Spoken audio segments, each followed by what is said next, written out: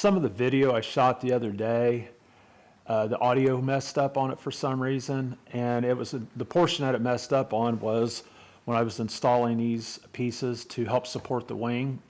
So I thought I'd go through and explain the steps and go through the process of what I did and why I did it. So that way you'll at least have a complete video here of this build. One of the things that I did, I measured this distance here from underneath the bottom of the saw wing to the top of the cabinet. And I milled up some maple, hard maple. You don't have to use hard maple. This is just what I had on hand, so I just went ahead and used it. 2x material would probably work just as well.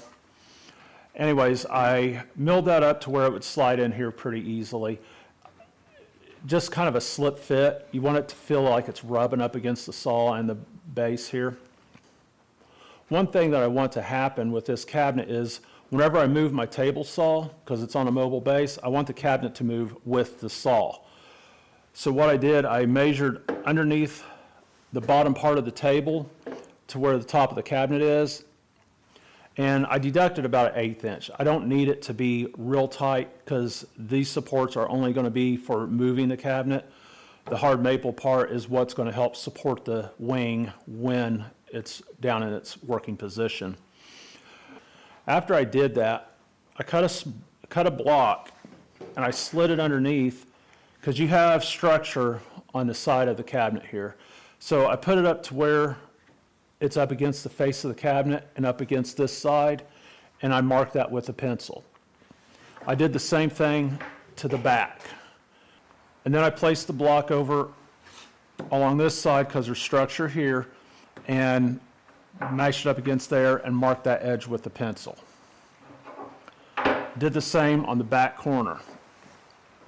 That way I know exactly where these blocks are going to need to be positioned at when I screw everything down.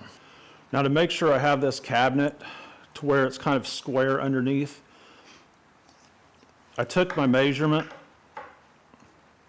that I got from the front block here, I transferred it to the back so that way it'd be the same distance from the edge.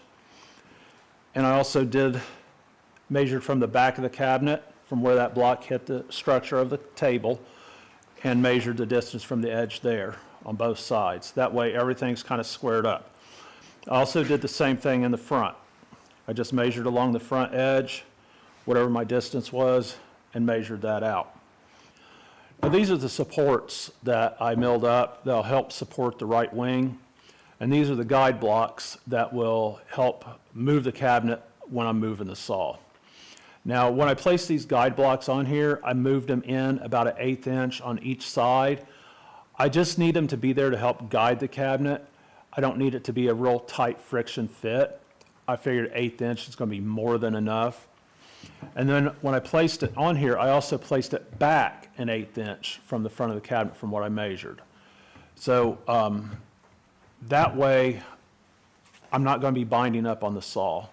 I did the exact same thing for the back one. Now, you will notice that there's a notch here in the side on this guide. I didn't account for the bolts that help support the wing and the rail is bolted to.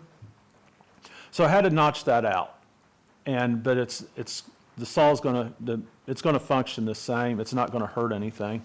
But just kind of take that into account where your bolts are at when you are putting this together. So, and one thing I want to note is this back support is a little bit shorter than the front support because I'm going to have a drawer coming out on this side, and I didn't want it to be any friction against the drawer. I could have cut that drawer a little bit shorter, but I just soon go ahead and leave my rail to where it's not even an issue with the drawer. So I want to get these screwed in and get this put back underneath the saw. One thing I want to mention is I do have the industrial base for this saw, and I know there's a different mobile base for this saw. I'm not sure how far that lifts up the right wing. I'm sure that's how the operation would probably go for the saw, but I'm not sure how the lift is on that because I have no experience with it. But with the mobile base, I'm able to slide my cabinet even with these support blocks or these guide blocks on there, underneath the saw. And I kind of get it in position. Now it takes a little bit of maneuvering around to get this to where it's not going to be hitting the cabinet. I've got it, looks like it's hitting back here.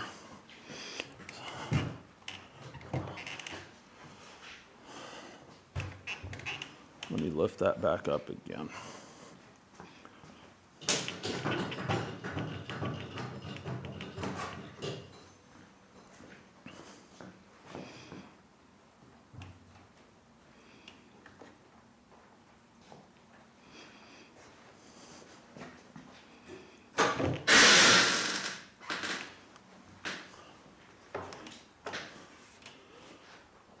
Yeah, just took a little bit of maneuvering around to get it in position, but it is underneath there, and I'm getting the support on the wings now, so where this won't flex down.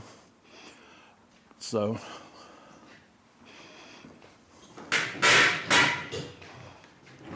and it does move with the cabinet. I can even raise it a little bit higher, you can see. And I'm having no problem with that cabinet moving, and it's pretty much staying in position. Like I said, I just gave it, not sure why I've got a little squeak in that. I don't think it's from the cabinet, I think it's from, I've got a wooden base underneath my saw to lift it up higher. I'm thinking that's what's causing the squeak. But anyhow, that's how I put the supports in there, in the guide blocks.